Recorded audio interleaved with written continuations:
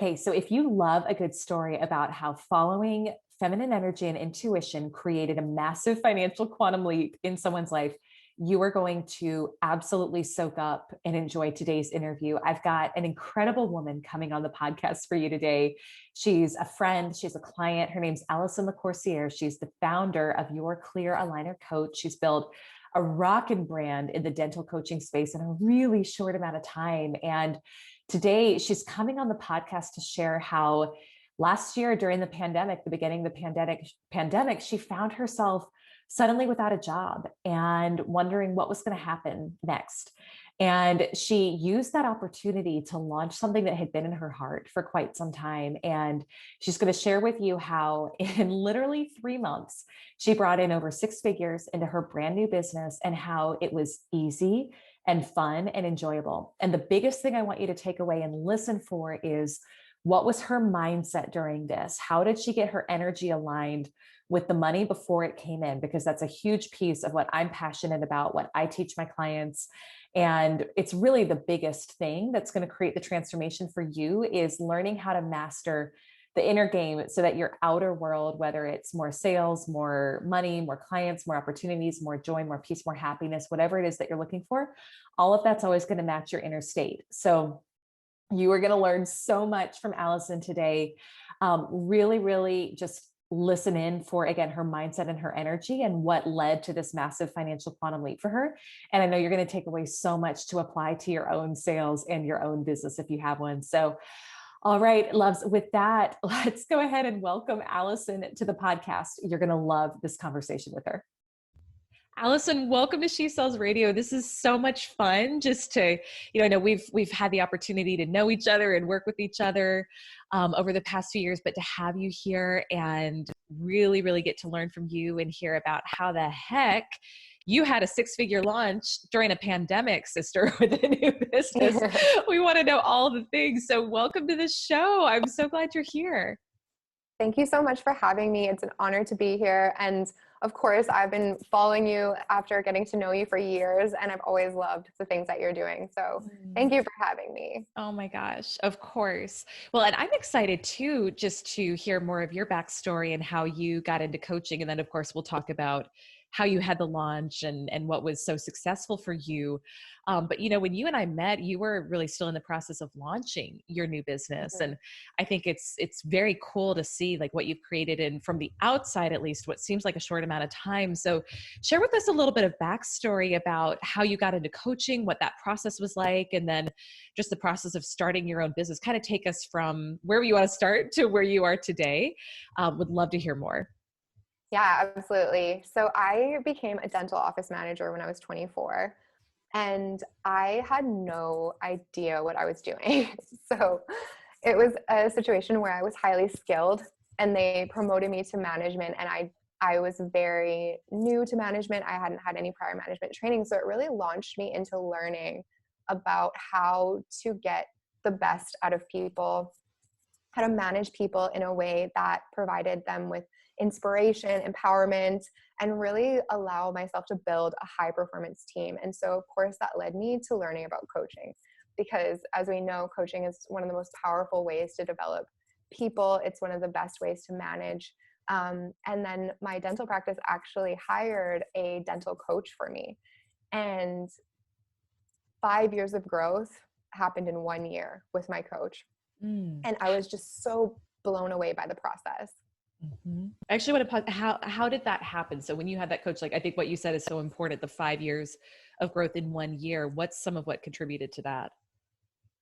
It was the ability to eliminate my imposter syndrome as a young manager, the youngest person in the practice, helping me become more confident in what I was doing, giving me tools and strategies to communicate, holding me accountable to implementing projects or strategies in the practice. And she was just so encouraging and allowed me to kind of pull out my best gifts and assets to the company rather than like load them on me. And so I just developed so much as a person and as a manager during that year and a half we were together. And I just transformed essentially. Wow. So it sounds like that was really your first aha of how powerful coaching could be. So tell us what happened from there. So you get this coach, you have this really, really short, like powerful period of growth that kind of opens your eyes to what's possible. What happened? What happened next?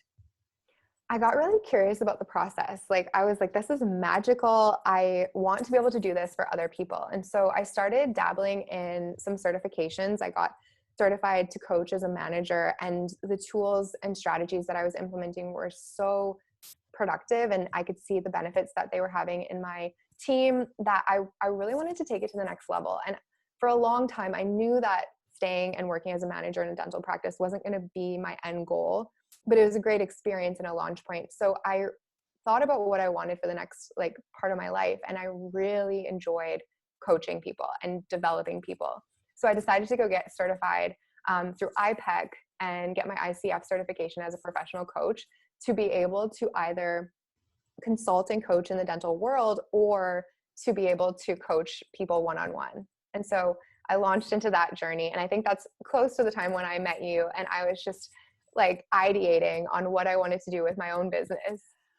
Mm-hmm. Yeah. Yeah. And I remember that, like we had a very cool synchronistic opportunity where I think you heard an interview from my colleague, Rory Vaden, on Lewis Howes's podcast. And that was about how to build a personal brand, because we've been doing some work with Lewis on his brand. And at the end, we just offered a free call to anyone who wanted to learn more about building their brand. And you reached out and you asked for the call. And then I looked at, your call got routed to me. I looked at where you were located and you were in Bermuda. And it was like, funny enough, I was going to be in Bermuda, I think the next month, which I'd never been to Bermuda before. Like I never had a vision of going there. And I was part of a mastermind at the time that was meeting down there. And so, yeah, we met up over lunch and had a beautiful lunch. And you were really just like you said, kind of in that ideation process. So tell us from there, I mean, you went on to this year have a very impressive launch of your new business, 6 figures in 3 months. So that's what everyone wants to know. Like, how in the world did you do it? So I like, after I got certified through coaching, I kind of like started on the path of like learning how that would work, like what it would mean to have a coaching business, but I was still managing my practice full time. So I had essentially evenings and weekends to work as a coach. And so I started taking on some like pro bono clients. I started taking on some like family members. And as we got closer to this year, with the pandemic happening, I remember just thinking, and I shared this with my fiance, I was like, I just need some time. Like I need some time and I will be able to really like grow my business. And like when Bermuda got locked down, we all got laid off. It was like a moment of just like I had asked the universe for some time, and all of a sudden, without any like expectation, I was out of my job and I had time. Oh my And so, gosh. I didn't realize that was how it happened. yeah, so we Wow. actually like went to the beach that day with a bottle of champagne and popped it and made like kind of the mission. I was like, I'm not going back to my 9 to 5. Like we're going to use this time to be able to like scale my business and grow it to a place where I can actually like leave my practice and work as a business owner full time. Oh my God. So I want to pause you and ask you, because I can only imagine, you weren't expecting that. And then suddenly you get laid off. And I think so many people this year can relate to that. And what was going through your mind? Like, it sounds like you had a pretty positive mindset about all of it, which no doubt has something to do with all the personal development work you've done. But how did you get through that? Like, were you panicking? Were you fearful? Or were you just like, yep, this is it. I asked and the universe is delivering. And here we go with champagne. Kind of take us to where your mindset was then. Yeah, it was because of the lead up to this moment. I was so busy at my job and I was kind of like just ready for that transition. Like I was very ready for it, but I had no idea how I was going to make it happen with the limited time I had and like the inability to really invest in my business. And so truly, like when my boss said, like, Allison, like, we're going to keep a few people, but like we're just gonna have to put you on pause and like lay you off for a period of time. I was like, are you sure? And he's like, yes. And I was like, okay. And I like hung up the phone and was like, yes. Like I actually was so Wow. excited. And it's just because I knew how much I needed that time. And I knew I had this like belief in myself that if I had this time to commit and like work on my business, I'm going to be fine. Wow. And that belief definitely came from a lot of personal development, a lot of strategies in place, my own coaches coaching me. Like it was a lead up to be able to feel that excited about it. But after that moment, I sat down with my fiance and we strategized financially, like, what does this mean? How are we going to make this happen? And for the next 30 days, I worked harder than I had ever worked in my life. And I just like put my head down and I like implemented all of the strategies that I was learning about. And I was able to sign my first $30,000 client. And then from there, it just continued to grow and prosper. And before I knew it, 3 months later, I had quit my job completely. When they asked me to come back, I said, actually, I can't. I'm too busy with my own business now. And I had hit over 6 figures in sales. Oh my gosh. Isn't it funny? And, one of the things I've learned, one of the things I want to pull out from what you said, because I think this is so important, is that when the faucet turns off from something that we've become dependent on, I think part of our tendency as humans is to go into panic and to say, oh my gosh, something's wrong, right? We want to go back and figure out a way to make what we were doing before work. But what I found is it's sometimes the faucet literally shuts off, just like it did for you. And it is because there is an invitation from the universe for you to step into something that is so much better for you, right? Something like you knew, you said, if I just had more time, I could do this. You had that instinct, and boom, there you go. And I think I do want to highlight all the personal development work you've been doing, because that is what allows you to navigate that in a way that's not painful, but rather like excited and joyous. But we have to learn to look at it that way when something shifts suddenly. Like for a lot of us, it has this year. Things are always working for us, right? It's holding that belief system that things are always working for us. And then to hear what happened in such a short amount of time. Now, I want to ask you, in terms of hitting that 6 figures in 3 months. So I think we all have a certain financial frequency and a certain financial vibration, right? And usually what we're bringing in is right around what our financial vibration is. I think for most women listening, making that amount of money in a short amount of time could feel almost like, whew, it's either it's more than they're used to, or it can almost feel uncomfortable, right? Which on the offset, it sounds like, of course I want to make, as much money as fast as possible. But if you make a lot of money and you can't necessarily hold that vibration, we can tend to either get rid of it, self-sabotage. How did that feel for you? Did you have a vision going into it of, I need to make, or I want to make X amount in this amount of time, and that's when it ended up happening? Or was it more money than you were planning on making? And if so, how did you like step into that next level of your financial frequency to be able to manage that money, if that makes sense? Yeah, no, that's a great question. And it was interesting because I'm a very big, like, I believe in vision so much. And leading up to this year, leading up to everything that happened, like probably a year, this summer was my 10-year anniversary in Bermuda. It was leading up to my 30th birthday. And my vision was so strong that like, I'm going to be able to leave my job before I turn 30. And in order for me to leave my job, I need 6 figures.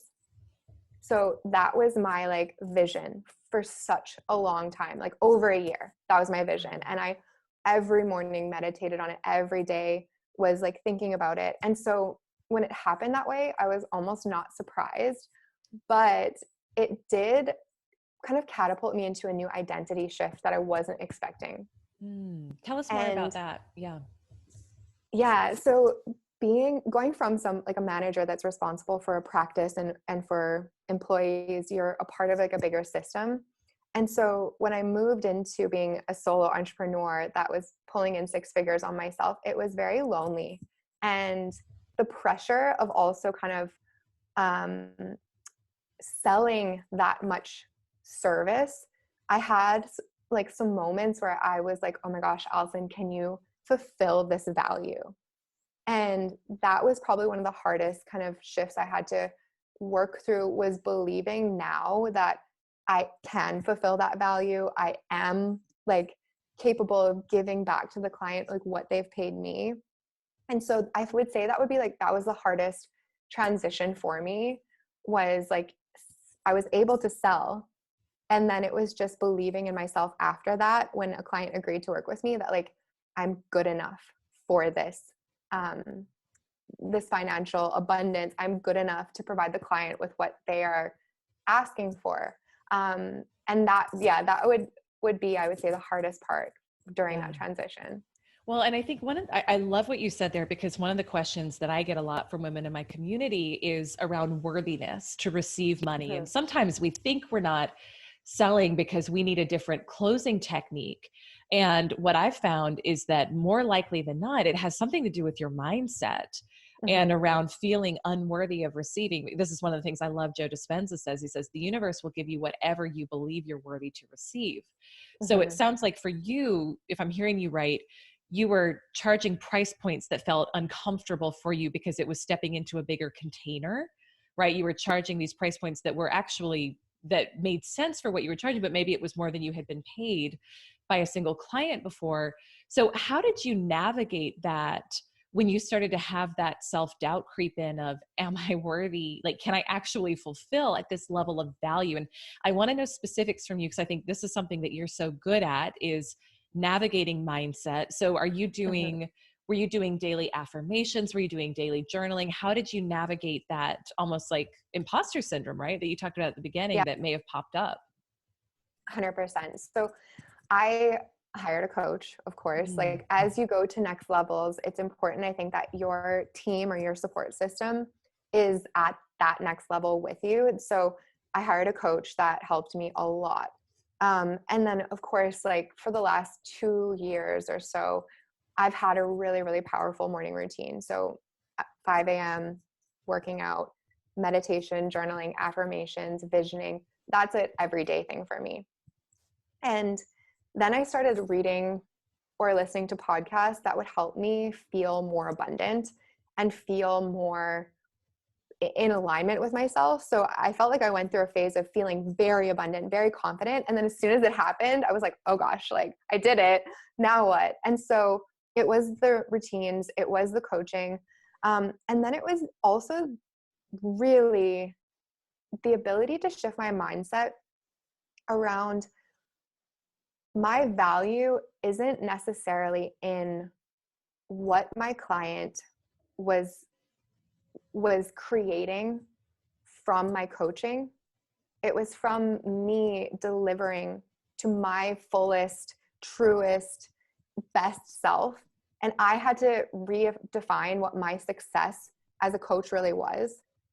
And so by kind of creating like some systems in my business, that I was like, every time I have a client, every time I, work with these specific people with these specific problems, these are going to be the metrics for me personally to know that I fulfill, so that I can feel like confident every single time that the value is there.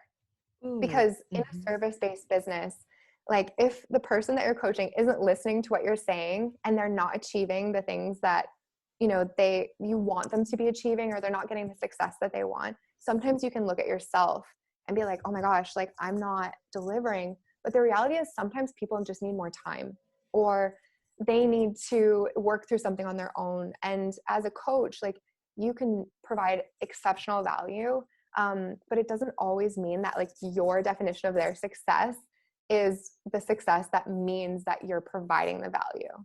Wow. I think, so I want to stop on what you said there, because I think that's so important, because I think especially we as women can feel like we have to take responsibility for everybody else. And like you said, we can almost make it about us if they're not getting the results that they originally said they wanted in signing up with us. So what were some of those specific benchmarks or metrics that you set up in your own business to feel good about, hey, I'm delivering on what I promised and the results are on them? What were some of those specifics there? Yes, definitely. I just want to touch on one thing with what you said about taking responsibility, because I think it's so important, is when you take on a client who has money problems, or money issues, or like their money mindset isn't in like a great place, sometimes they'll try to like, not intentionally, but they'll put that money stuff on you as the coach, or they'll, and that you can take on and take responsibility for. So that was one thing that I felt like I was kind of like a realization, like, oh my gosh, my client actually just has to work through their own money issues, for them to feel more confident about like the purchase that they've made or things like that. So I would say that was like one of the biggest like learning lessons for me, is not letting other people's money mindset problems like creep into your confidence or the value that you're creating. Yeah. And do you bring that up with clients when you realize that it is their own money issue? Like, do you, and I guess you probably do, given that you do coaching, but I'm thinking for some of us who maybe aren't in that space where it would naturally make sense, how do you bring it up with the client if you notice that it is something about their money mindset? Yeah. So I will just like dig into it. I'll be like, tell me more about that discomfort. Like, tell me, where do you feel that comfort's just coming from when you're acknowledging that you feel guilt or you feel stress from big purchases? Like, let's dig into that, because that's going to be one of the biggest blocks that we're going to be able to get you through, is if we can shift that money mindset. That's good. Yeah. And I think that's something, it's like for, depending on what the service is, right? I think a lot of my listeners they are coaches, but then we also have people in financial services or real estate or mortgage. So maybe even making a referral if you don't feel comfortable to actually do that facilitated conversation on your own, but say, hey, one thing I'm hearing as we talk is that there is some discomfort around stepping into this level of a purchase. And hey, can I direct you to some resources to help you, right? So let's go back to, that was really good. And I'm glad you stopped us there. Those benchmarks that you set for your own success and measuring that, what were some of those things that you set up in your business to say, like, this is how I know I'm being successful and I can feel good about this? Yes, absolutely. So I find that women specifically also are very hard on themselves. And I coach a lot of women, and I felt this myself, is that like when we don't have our success clearly outlined, we can sometimes feel like we're not doing good enough, we're not doing enough. And we start to question our value because we don't have those like clear indicators of success. And so some of the benchmarks that I created for my coaching business were to have an exceptional onboarding program, to be able to make sure when my clients started with me that they felt, after making a big purchase, that they were on the right path, that they were getting success quickly, that they felt like I was going to take care of them and do an exceptional job for them during our time together. So an exceptional onboarding experience was really important to me. The next part. Sorry, go ahead. No, you're fine. Yeah. So I was going to ask, in terms of that exceptional onboarding experience, any pointers on that, any things that you did to really make your clients feel valued? I think for a lot of our clients, they're trying to figure out, how do I wow my clients as soon as possible? What were some of the things you did to make that exceptional onboarding? Yeah. So I wrote an ebook for them to learn how to get the most out of their coaching experience. So they would get that ebook immediately. I have a coaching portal that everyone has access to, and it essentially has all of our resources, all of our notes, our videos in the portal. So I get them acquainted with the portal so that they can get organized. And then I would do either a in-person intensive or a virtual intensive that would right away make some massive shifts in their mindset or in their growth or the things that they're trying to progress with. And then I would get them a custom journal that would allow them to start right away on their routines, on being more productive, on being successful. And those are kind of the things that immediately we would like get into action, and they could start making these like shifts really, really quickly. I love that. And I've actually never heard of anybody writing an ebook for their clients, but how cool and how valuable. And just thinking about, regardless of what you're selling, if you can create something that, it's an ebook, but it's still, people perceive it as high value, right? It's like we buy books, we spend $20 for a book on Amazon, and you created your own ebook that no doubt people felt was high value for them and set up almost like their roadmap for success. So I love that. What were some of the others? So I think you had a few other benchmarks you were going to tell us about. What were some of the other things that for you indicated success outside of that exceptional onboarding experience? It was reverse engineering the client experience.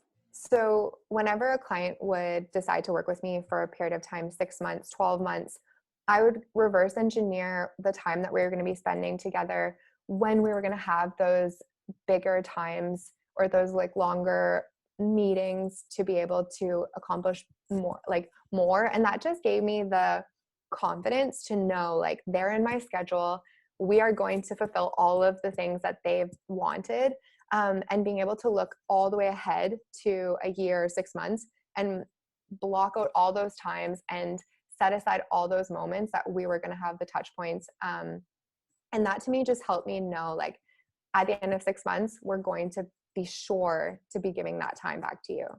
Yeah, I love that. So it's really just, this is part of what's so cool about this conversation is it's one of the things I believe in is helping women embrace both the masculine and the feminine energy within them to be successful in sales. And the masculine is about the support, the structure, the container, like having those, like you said, those time blocks built out, having that structured onboarding experience that allows you to just be really present and give your most and your best to your clients. So that's really, really good. Anything else that for you was like, yes, this makes me feel great about the value that I'm delivering and charging more for my clients? Yes, definitely. And this was probably kind of my biggest aha moment was as I shifted from a very like operational role into a coaching role and almost an inspiration role and a leadership role, I realized that my highest paid priority was taking care of myself and inspiring myself and being able to show up to my client and show up for my client with my absolute best energy. And we can't do that when we're burning the candle at both ends, when we're overworking. And I definitely went through a phase launching into my own business of just overworking, like so much, many hours. And I had to stop myself and say, like, Allison, these people want the best of you. And that's what they're paying a high ticket coaching price for, is that you, with consistency, want to show up for your clients with your best energy, your highest energy, your best self, because that is what that transfer is. Like, I want to give that to them. And that is so important. And so when I was able to shift my routine, say no to things, take things off my schedule, I felt more authentic and more aligned with the way that I was showing up for my clients. Which I would imagine was especially hard to do at the beginning when you were first launching and you're like, okay, I've got a short window or however long the window was to start making that money again. So how did you get the confidence to set boundaries and to not overwork in a period that I think most of us would be tempted to just burn our adrenals out and burn the candle at both ends? I just didn't at first. I had to learn the hard way. And then it was through support. It was through really like having people hold me accountable. Like, I got my fiance to help me. I set an alarm on my phone to like stop working. I just looked at all of the task lists that were on my schedule, and I really got honest with myself and said, does this need to be there? And got rid of things that didn't and that weren't serving me. Even the things that I liked doing, they weren't necessary anymore. So I got very honest about what I was spending my time on, and then finding practices or finding relaxation techniques that really I enjoyed. I don't like to relax that much. I find it like a little bit tedious, but I found things I really liked and I committed to them. And I had people like just help me commit to going to these activities or doing these things that were going to help energize me rather than de-energize me. Yeah, it's so good. And you can tell this too. Like, I can tell when I'm on a call with my clients and I'm feeling so engaged and so on Yes. fire and so just laser focused. And then you can also tell when you're not. So I think part of what I'm taking away from what you're saying is just the intentionality and setting up your environment so that you can show up that way. Because if you show up that way, like sometimes we burn ourselves out because we have fear of, I'm not going to get enough clients, or, I've got to do like one more email or one more, and not that there's not value in that, but one of the best ways to get more clients is to be really good with your existing clients and get referred. Like, to me, that's the Exactly. easiest way to generate more clients. And so I love what you said there, because it's like setting those boundaries, especially if you're working from home. I love setting the alarm on your phone to say, hey, I'm done with work at this point. So this is so good, so valuable. And I want to go into everything with you. So I think we're going to have you back for another conversation, because I want to hear more and just hear about how you're continuing to progress as you grow your business. But I want to ask you, before we sign off and before you tell women where they can connect with you, if you were to give a woman who's looking to break through her first 6 figures, like one piece of advice to help her do it, what would you say to her? I love that. That's such a good question. Mm. I would say work on your abundance mindset. Like when you can get really, really powerful and aligned and really believe that what you want to create is possible, then it becomes possible and it becomes reality. And I don't like to say that in a way that seems like very idealistic. There is very much work to do when it comes to your abundance mindset, when it comes to the thoughts that you're letting yourself think, to the things that you're letting yourself say, to the way that you're allowing yourself to believe things to be true about yourself and about your possibility. And so when you can really like reframe that and get confident and get clear that what you want to achieve is possible, then it will be. Allison, it's so powerful. Thank you. And thank you too, I think, for just sharing an example of how we can successfully and confidently pivot when things suddenly change in our lives, and how you can step into just this whole new container and world of what's possible for you. And I really just want to say thank you for modeling that for us, because so many of our listeners are trying to navigate something similar right now. And the way that you embraced it and you said, yes, like this is an opportunity for what I've been looking for rather than a setback, is so powerful. And thank you for just truly for being an example and for sharing all of your wisdom today. So tell us about where we can connect with you. And by the way, you want to check out Allison's Instagram. I want you to tell us where we can connect with you there, because it's her beautiful fiance, Kyle, like the two of them in Bermuda. I mean, for nothing other than like amazing, I wish I was traveling vibes right now to go to Bermuda. And I love what you share, because you share so much value too about mindset and stepping into a bigger container for yourself. So share with us about your Instagram, where we can connect with you there, and then also how we can get involved if anyone wants to work with you. Absolutely. So my Instagram is my first name and my last name, Allison Lacoursiere. And so that will definitely be in the show notes, I imagine, if you can't spell my last name, which most people can't, but it's Allison Lacoursiere is my Instagram. And you can find me at myclearcoaching.com. And then, of course, the link in my bio on my Instagram has free tools. I have a values tool. I have a vision tool. So if you're interested in just starting to get into work with these things, you can definitely go and grab hold of those free tools that are super helpful. Amazing. Thank you so much, Allison. I love you so much, sister. It was so good to have you on, and congratulations again on your success. Really, really well deserved.